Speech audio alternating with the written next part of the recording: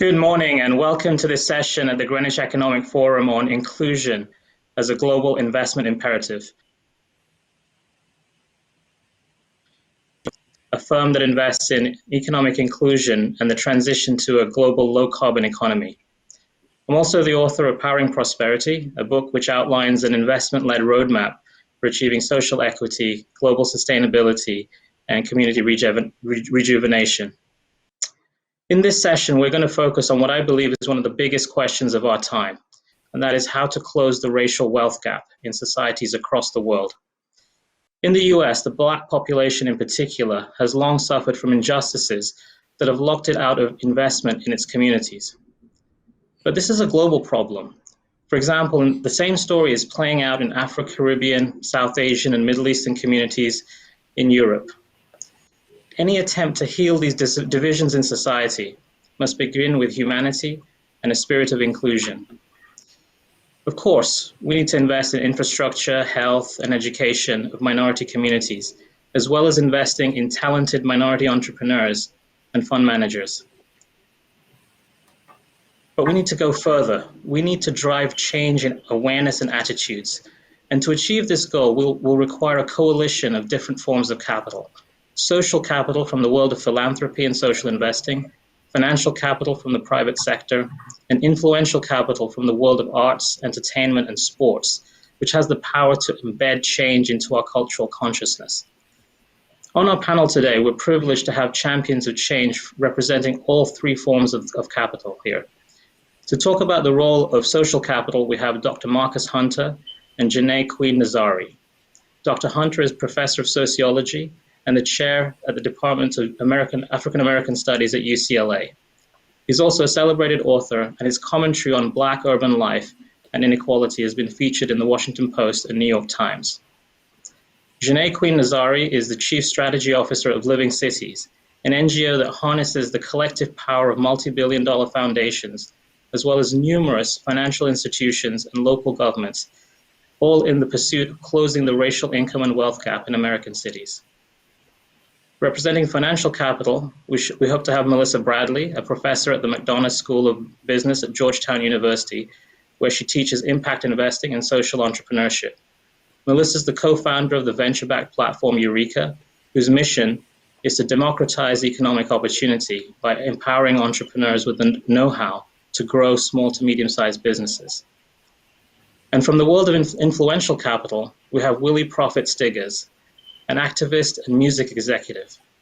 Prophet is the CEO of the 50/50 Music Group Management and the co-founder and co-chair of the Black Music Action Coalition, an advocacy organization pledged to advance racial justice in the music industry, as well as in society at large. Before we dive into the discussion, just a reminder that I'll be taking questions, so you can use the Q&A function to post your question, and I'll try to share them with the panelists in due course. So, without further ado, let's dive in. And Marcus, maybe we can start with you. It seems to me that if we're going to get anywhere in terms of closing the racial wealth gap, we need to start by investing in the truth. Can you tell us how we can build a greater national awareness about the injustices that led to the racial wealth gap in the first place? And how can we use the truth as a foundation on which to educate, legislate, and invest? Thank you for that question, Jamil. And top of the morning out here in California.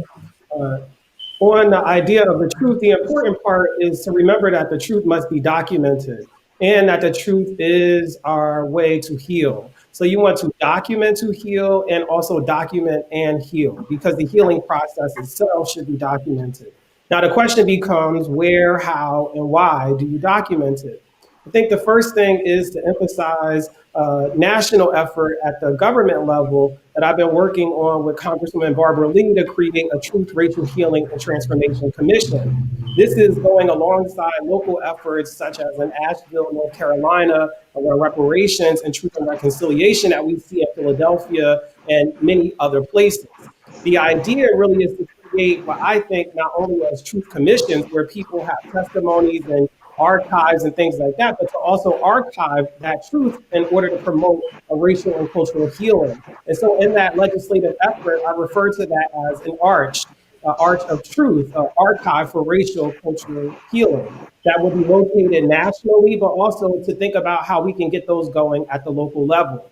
Most importantly, when we think of things like social capital, it's about how to help people get by and also how to help people get ahead.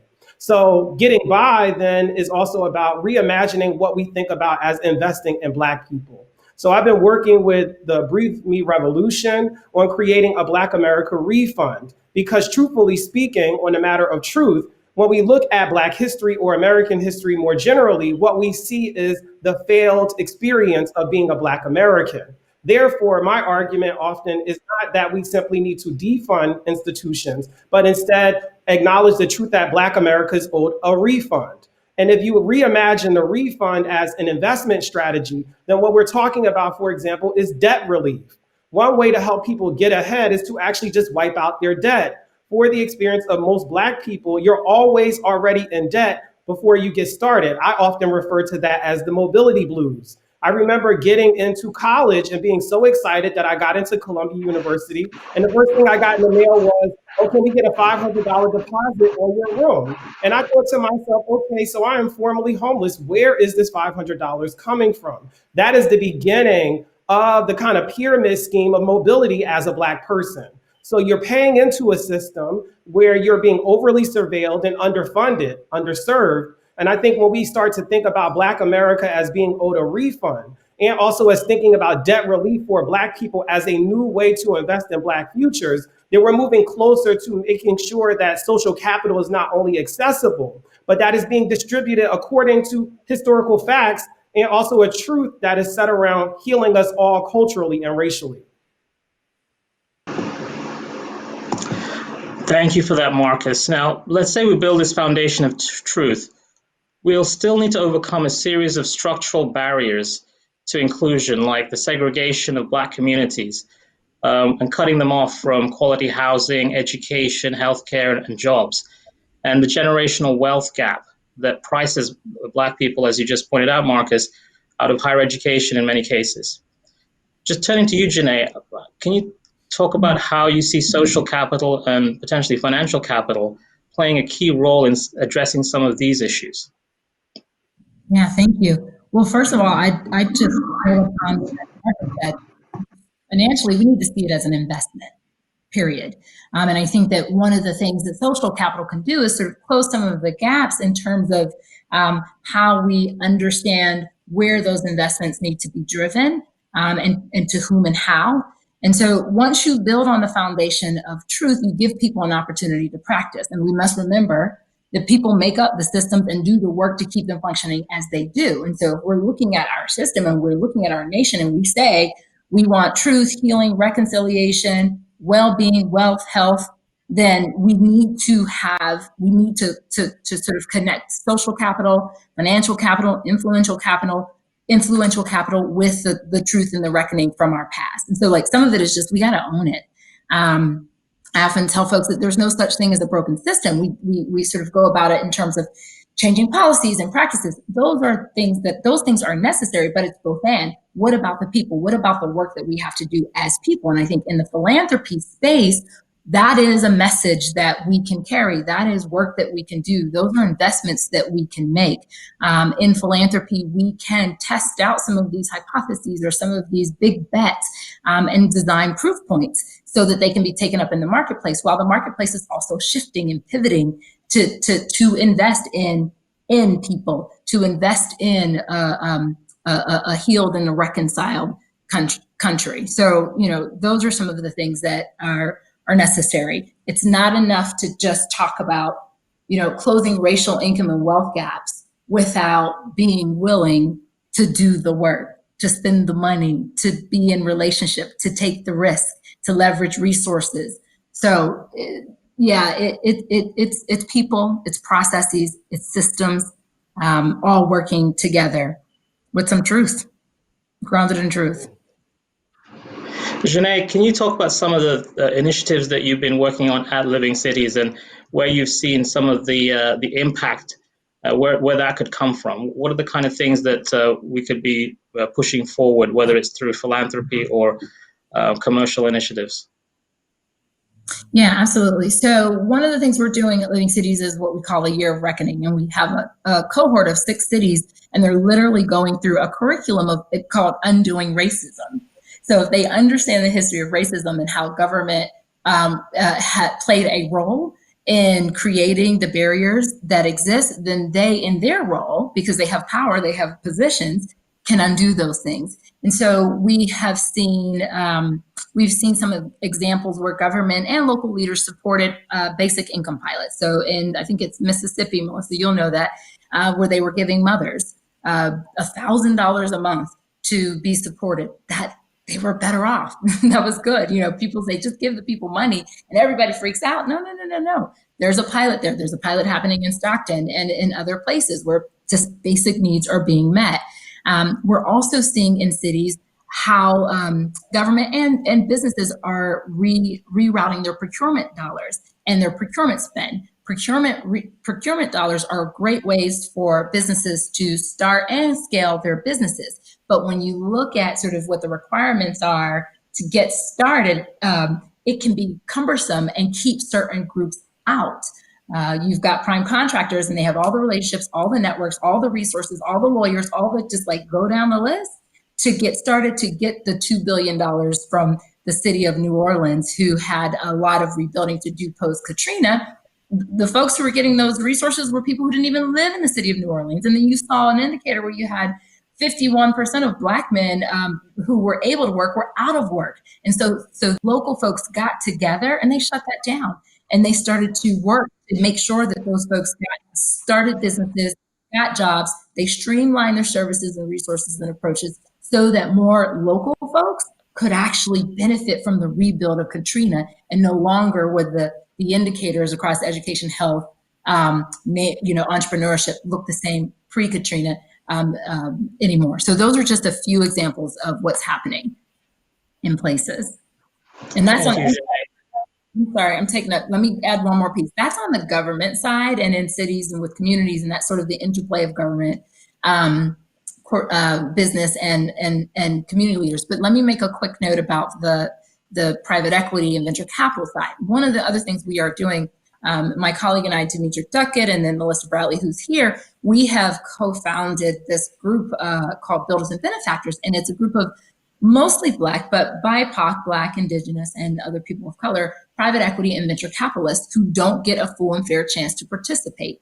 And so using philanthropy, we're working to close the gap in terms of the resources, networks, and other things that are necessary so they can participate. Same ideas, same risk, risk return profile, sometimes better than others, but are constantly left out. And so we're just being really intentional and unapologetic about focusing on these groups so that we can go ahead and close this 228-year wealth gap. Because if we wait, I'm sure, it's just going to get worse. So thanks, Internell.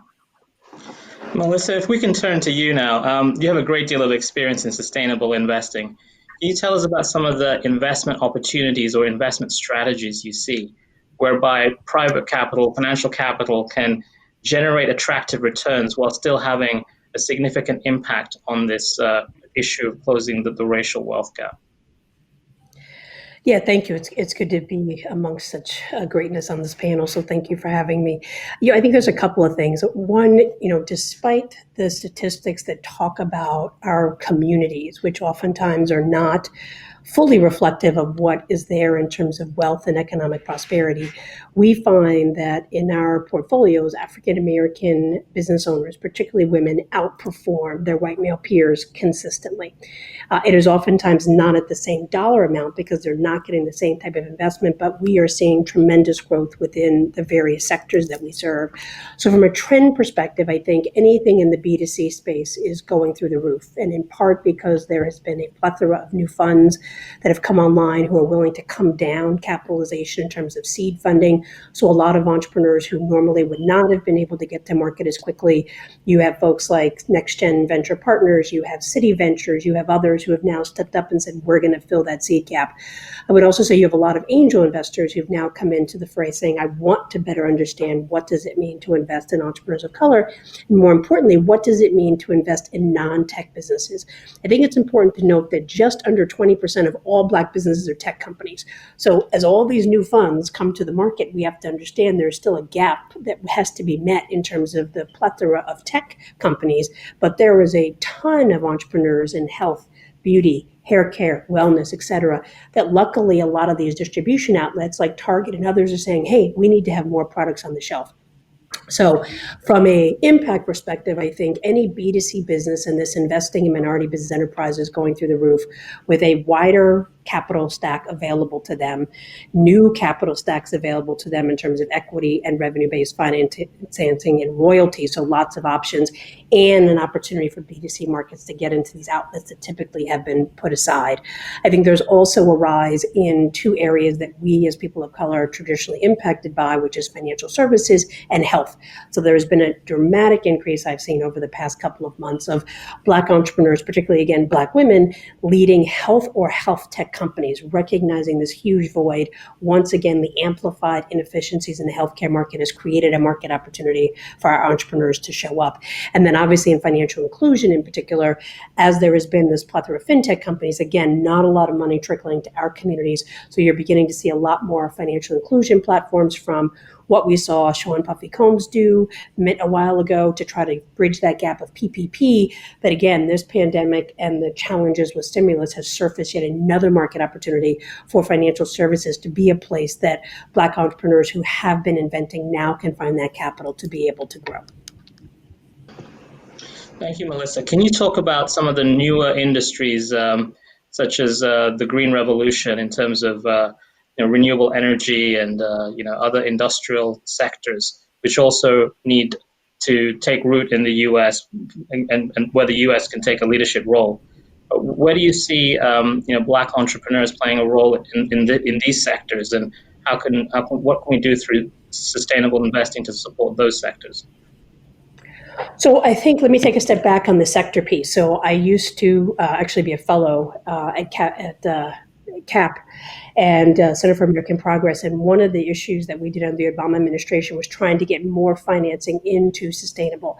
I think first we have to recognize there is a fundamental friction problem, and that many of the regulated bodies are unable to have the freedom to make investments in the nuances of clean energy.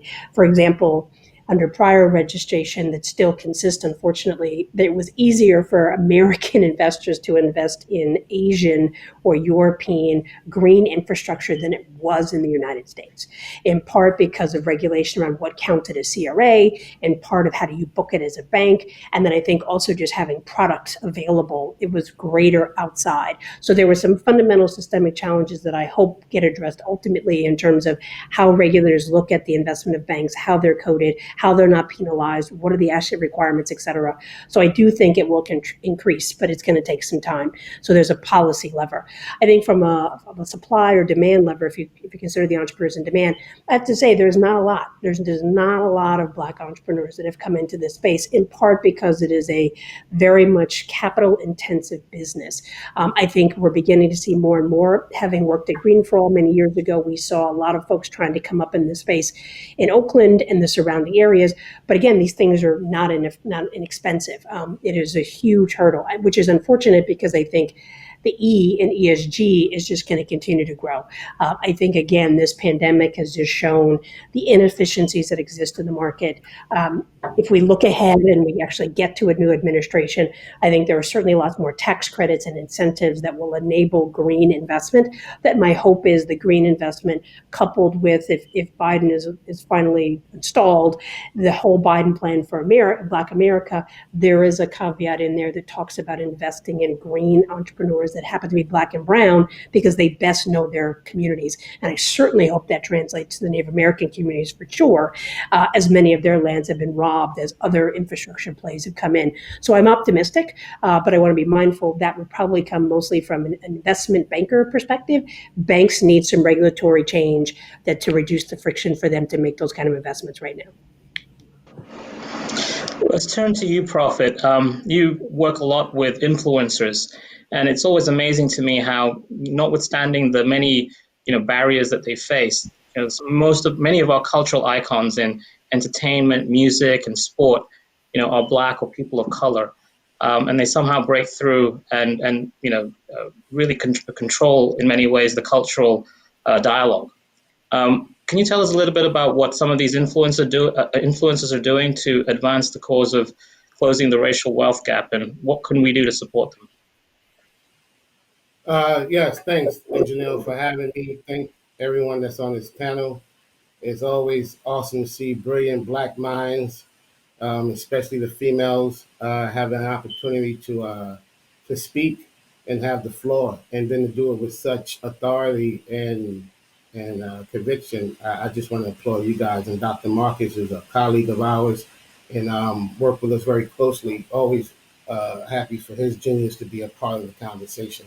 But I run in part an organization co-founded with 7 other brilliant minds in the music business after the George Floyd murder. The music industry wanted to respond to this somehow. So we created an organization of over 200 of the top artists, managers, lawyers, white, Black, across the aisle, people from Billie Eilish to Snoop Dogg to Roddy Ricch, who all came together with this understanding that if you're really serious about the statement of Black Lives Matter, that you have to truly invest in Black people. You have to allow Black artists to survive. You have to allow the Black executives to thrive. When you're dealing with an industry where the first African American recording artist was an ex-slave in 1865, it helped you understand the relationship between Black people in the music business from day one. So now we at this point, this sort of been in America that I don't know if we ever been before, when the artists are now asking, what can we do and how can we utilize our platforms and our voices in ways that go beyond just posting or standing next to a product, but actually impacting and creating systemic change in a very real way. With why we partnered with Breathe With Me Revolution, a great activist friend of mine, Lee Blake, who is the co-founder of Breathe Me Revolution and a longtime activist, one of the first people to bring the artist community into the AIDS pandemic conversation and helping to create campaigns to address that and on a global scale. One of the most powerful pieces to come out of that was an organization called Keep a Child Alive that she created with Alicia Keys that provided antiretroviral therapy for children in Africa. Millions of children lives saved, and they built clinics throughout the continent. Again, using celebrity fame currency, cultural currency, and using that to impact society. Bring us up to date. Alicia called Lee about a month or so ago when she got the invitation to perform at the NFL kickoff and wanted to figure out a way in which she can utilize that opportunity to leverage the NFL in such a way that it can impact the Black community, not just in a statement way, but in a bridge the wealth gap way. So Lee and Ann Haggard and Dr. Paul Zeitz and Dr. Marcus came up with the framework around this Black America refund that she then approached the NFL with and was able to get a $1 billion commitment from them to participate in this fund that's going to go towards direct impact. But then beyond that, that sparked the conversation for other celebrities. So we're working with a host of artists now that are going to be using their fame and cultural currency to leverage businesses, corporations, and the government to actually not just invest in this fund, but actually understand that this is how we end racism, allowing people to have access, right? Black people don't need charity. People of color don't need handouts. We need the proper access. We need the playing field to be leveled. And so between the Breathe With Me Revolution and the Black America Refund, that's our mission, and it looks like it's what we have happening here. Thank you, Prophet. And I just want to remind everyone listening that if you want to ask a question, please post it on the Q&A function and we can get to those questions in this session. What you're saying, Prophet, reminded me that music industry is a great example of how much intellectual property is created by artists, entertainers, scientists. So what can we do to help, Black community and the people of color to make the most out of this intellectual property, to get the most financial value out of it, as well as to disseminate it for the betterment of the entire community and the ecosystem? Well, for one, the essence of all music is Black music, right? And whether we're talking about pop, country, rock, jazz, blues, the essence of all music derived from the spirit of Africa. So that is the first thing we do, is come to that understanding, because in doing so, it allows you then to respect the creators of that in a certain way. And that's part of what's been happening, that there hasn't been respect for the creators.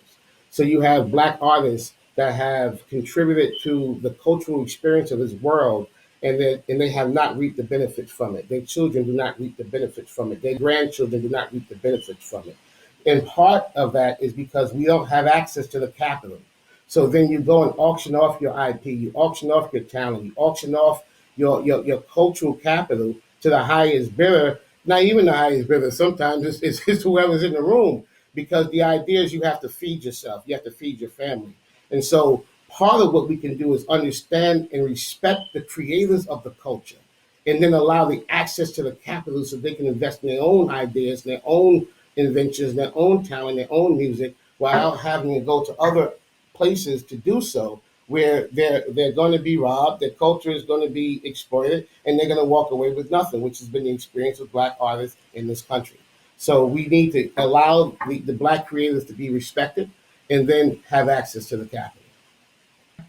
Can I just Marcus, I know that you've done a lot of work in this area as well, in terms of whether it's music, or whether it's an entrepreneurial idea or scientific principle. How Black community and the minorities can hold on to that intellectual property and get the maximum value from it. Tell us about some of your thoughts on that. Yeah, thank you for that. And I just want to, one, shout out to Aretha Franklin, respect, as Brother Prophet is saying. It is important. I think the other thing about this is I'm completing a book called Radical Reparations, where, to kind of cut to the chase, the idea of what I try to do is open up and expand our horizon of what reparations means. And it'll come back around to what Prophet was just mentioning about the music industry.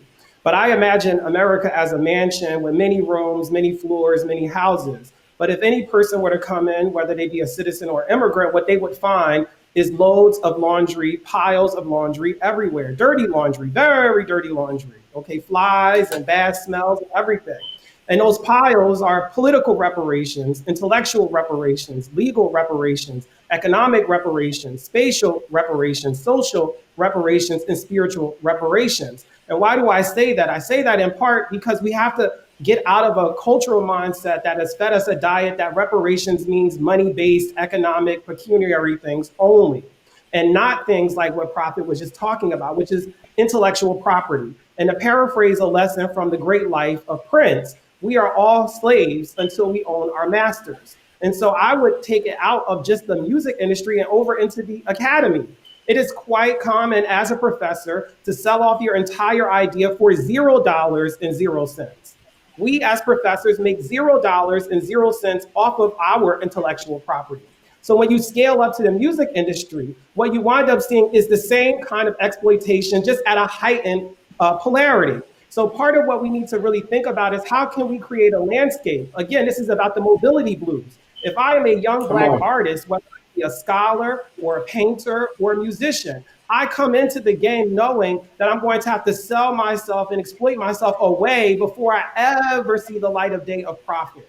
That is happening at every scale of mobility. So ultimately, how we have to get out of this is to create an investment strategy that reimagines mobility not as the Ponzi pyramid scheme that it is for Black people, but instead as one where if you have a great idea, if you have a great book, if you have a great album, you get to begin from a place of positive net gain because you're bringing something to the table heretofore unseen. So I think a big part of this is to really understand intellectual reparations as recognition. If we had truth commissions happening across the United States, the music industry would be able to walk in and say a couple of things that I think are really important. One, you heard of jazz before? Okay, black people invented that. Let's start with that as the premise. You heard of rock and roll? Well, guess what? Little Richard, the ancestor who passed on this year, he invented that. What kind of foundation can you set up for a new profit experience when you start from a premise of truth about the situation? That when you acknowledge people, that acknowledgement sets up their generations to have the wealth that they lost. So that we're not constantly doing this over and over and over again, continuous experience of recovering facts, of recovering inventors, recovering creations, and then assigning authority to the actual right people. But instead to just start from a premise that black people have made critical contributions. And the reason why they don't have the wealth that would match up or align to those contributions is not because of any personal or pathological failing. It is about a system that has set them up to always enter into a new experience with a premise of debt. And this is why I emphasize the mobility blues, the pyramid scheme of mobility for Black people, and really setting the deck so that you don't have to sell away part of your soul before you ever get to see a profit. I mean, that's the new way to be thinking about things. And I would encourage folks who are listening into us to really also think to yourself, what kind of diet have I been fed that made me think that investment is always when I meet somebody who has a great idea and starting from that point? And not thinking about the pathway to that conversation and where can we unencumber Black people along those ways so that by the time they get to, let's say, Shark Tank, there's a more equal playing field where they're not just ready to give up something on an 80-20 profit margin against themselves just because this is their shot. To make the window not only crack open, but just be wide open, I think is where we need to go. And if I can just add to that, because this is the investment crowd that we're speaking to, the finance crowd that we're speaking to, the wealth that Dr. Market just spoke to is the proof of concept. We're not talking about investing in Black people as if we don't know it will be profitable. We know it's profitable. The issue is that the wealth has been stolen, right? That we haven't received it. It's not like you don't know whether or not the genius that exists in Black people is real. You know it. You preyed on it and you have exploited it. So the question is, we have to now get to a point where if we're serious about this country bending, because the music industry, the recording, the fashion industry, corporate America are reflections of this society, period. So when we fix the society, then we see changes happen in those other sectors. And if we are serious about this conversation, it starts there. It starts understanding that Black people, you already know the wealth is there. You have exploited it for years. So now it's about allowing us, not even allowing us, but if you're serious about the conversation, folks have to be at the table, allowed access, and playing fields have to be level. I just want to build on that if I can. Sorry, go ahead, Melissa. I just want to share some data because I think Prophet nailed it, right? I think we have to be mindful that we're not just talking about the wealth that we've created in light of all the racism and oppression and let's say faulty systems, but the opportunity cost, right? Citibank wrote a report that said there's $16 trillion cost to everyone because of racism. We know because there has been a lack of parity in investment between Black and white businesses that the Black community has lost almost 1 million jobs, but the economy has lost $150 billion in economic uplift that would have been generated by those businesses. So I think it's important that we understand this is both recognizing the opportunity costs that have been created by not investing in Black and brown entrepreneurs, and then to know that as a market, it is us, right? There has been a 40% decline in white males starting businesses. There has been over 70% increase of African-American women, and about 80% if you begin to include Latinx. So when you say, wow, look at all the money that we've lost by investing in other things and underinvesting in Black and brown folks, and then look at what the hurdles that African Americans in particular have accomplished in light of what my esteemed panel have just talked about. We have faster growth rates. We employ people more. We are at a paramount number of people unemployed because of COVID. The companies that I work with, they have all hired at least 2 employees since COVID started. And so it's important that this is not just investing in Black people because we're popular and because you now recognize that we have been overlooked, but we have also always always, always overperformed.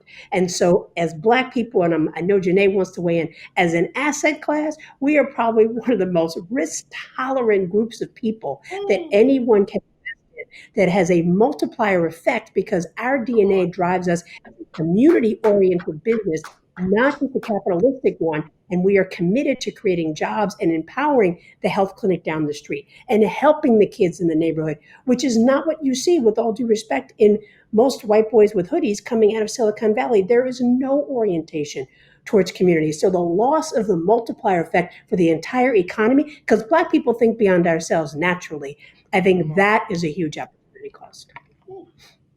And let me tell you something. And so I'll say that in a sentence. And the market has never been particularly good at valuing the risk return profile of Black folks. And guess who's losing? You are, because we know how to survive. So I just want to sort of double down on that and add a couple more things. Profit. It comes down with psychology for me. Like we need a paradigm shift. We need to change our minds and we need to change our behaviors about who Black people are. Anti-Blackness is at the root of all of this. It's based on human bondage and dehumanizing Black bodies to build an economy. That is what it's about. So if you can actually begin to believe in us and to work through the psychology of all the messages we get about who Black people are and who we are not, and we begin to embrace us as fully human, that actually will help us to behave into these investment strategies, behave into doing what is better to sort of increase our GDP. We're all losing out, but it's actually beliefs and behaviors, and we all have power to make a call. And some of y'all got resources, you got power, you got network. You can make a call, and you are operating in multiple spheres of influence. In those spheres of influence, what are you doing? What calls are you making? What are you disrupting? And so if anti-Blackness is the fulcrum that makes racism work and it actually makes us all suffer, we got to get rid of that. And that's some of what we're saying. That's what's behind it. And Prophet, I want to just add to some of what you said when you say we need access. I say yes, and we need security, because there's a lot of folks who run around here saying we have access. We got a little programs, we got a little bit of this, we carve out a little percentage of that. I work in philanthropy.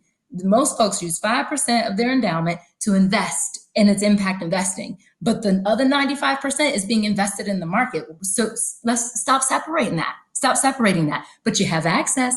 That's not good enough. It's a start. It's a catalyst, but we need security. And then I think the other thing that I'll stop with is that we also have to shift. We have to shift our minds from the scarcity mindset to an abundance. Y'all, America has proven its abundance over and over again. The world is abundant. If we can actually just shift our mind to abundance and recognize that there's enough for us all, we can get rid of the dark magic of European imperialism that scarcity is the way we have to live. We don't have to. There's enough for us all. And if anyone has ever, and if you haven't seen how it works, look at Black people, look at Latinx folks, look at Indigenous folks still surviving in their culture and finding ways to be resilient and still contribute to our economies. And so, abundance. I think it's a very key point that you're talking about, all of you here, which is basically the untapped potential that's there for the taking. And the fact that to unlock that potential, you have to nourish the pathway all the way up to the point where the company is ready to be invested in. There's a lot of work to be done, a lot of inclusion to be made in that journey to something that's investable in the conventional sense of the word. Can we talk in the last few minutes about some of the initiatives you see out there for, nourishing that pathway? What can we do to, help with the housing, the infrastructure, the education, and all of those levers that help unlock this amazing creative potential that, can add to the productivity of the country?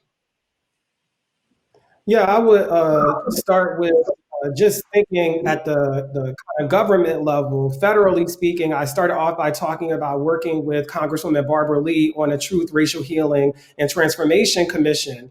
And also in that commission, as we are trying to propose it as legislation, is to create a racial equity and transformation fund, where you're able to then help augment local efforts toward truth and reconciliation and repair and transformation. And I think what's important here is to remember that while truth doesn't sound sound like, the most sexy thing. It actually is the foundation of any kind of financial liberation that we're trying to see. That if you actually have a documented location that says we are making these moves based on historical based evidence, it is not just opinion. Black people are not just paranoid. They are not just stressed out for no reason. There is a documented record that demonstrates that they have suffered at an imbalance into a detriment of themselves. And so for me, it's about moving from that paradigm of surviving to thriving. How do we get over to that side? And how we get over to that side is in a cultural mindset shift. And I think that's what the truth can do, is that once you have that truth out there, it starts to feed a new mindset. And the more you feed it, the better it is. And I, in my classes that I teach at UCLA, telling my students the following: in a world where it costs something for everything, it is still absolutely free to change your mind. So one must ask themselves, why is my mind set about the condition of Black people, or about the condition of racism, or about the condition of anti-Blackness, or the condition of colonization? Why is that still the foundation for our economy? Why do we also think that if we give Black people money, it has to be cash in hand? This is why I emphasize debt relief, or some kind of debt relief on education or on home ownership, because we also know your home is your largest asset. Black home ownership has not been at all in any kind of equity with their white counterparts for over a century. So part of the question becomes, how do we start to create that parity? How do we get more Black homeowners? And for me, the answer is the program that we have in the government for student debt relief is only approving 1% of the applicants. And this is after you work a job for 10 years in the public sector. I myself, while qualifying, may not get that relief. But imagine $170,000, or by the government's estimate, $1 trillion of student loan debt. How many more of those things can be $1 trillion of home ownership if we get people out of that debt cycle? So it's also about a cultural mindset shift, and also one in which we see pathways forward that are to the benefit of everyone, because ultimately we all know Black people spend their money. They put their money back into the economy. They recycle those investments. That's how it works. And so I think getting into that kind of framework is the way of the future. That is the way to get to a place where we're seeing more equity, more parity, and more inclusion. So when time ticks down, I just want to add on that if I can. I want to, I guess the one takeaway that I would want for this audience is, with all due respect, we don't need any more programs. We got enough programs for Black people. What we need, because programs are isolated, one-offs, marginalized, and they're not systemic. What we need is folks to reimagine the current distribution channels. They need to look at who are the current inputs that are driving their investment, and where is the diversity in their asset managers? Where is the diversity in their LPs and their GPs? Where is the diversity of sectors and understanding and partnerships? We all represent a group of people that anyone can reach out to and say, hey, I'm trying to find this person. I am fielding at least 10 calls a day on folks saying, I need to find some Black entrepreneurs. Great, call me, but let's not reinvent the system. So I think reimagine the who is in your sphere to help you expand the aperture of your investments, and reimagine distribution channels that are already up and running for Black people. If you think about Tulsa, we have recreated Tulsa. We've got our own banks. We've got our own underground railroads. We've got our own communications. So don't create a program. You need to invest in the infrastructure that we all collectively have put together, knowingly and unknowingly, that is here to really support our communities. But I would say we don't need another diversity program. We don't need another one-off. But if somebody creates another fund, I'm going to scream and say, do you already know how many Black GPs there are? We don't need a bunch of non-Black people trying to invest in Black entrepreneurs when there's a ton of underinvested GPs out here who are ready to make the investments with a huge top of the funnel. Well, I want to thank all of you on the panel for an extremely powerful discussion. A lot of food for thought, but I think a message that there and constructiveness can really help to unlock all of that. So thank you for your participation, and this concludes the session and the day's agenda for the Greenwich Economic Forum. Thank you.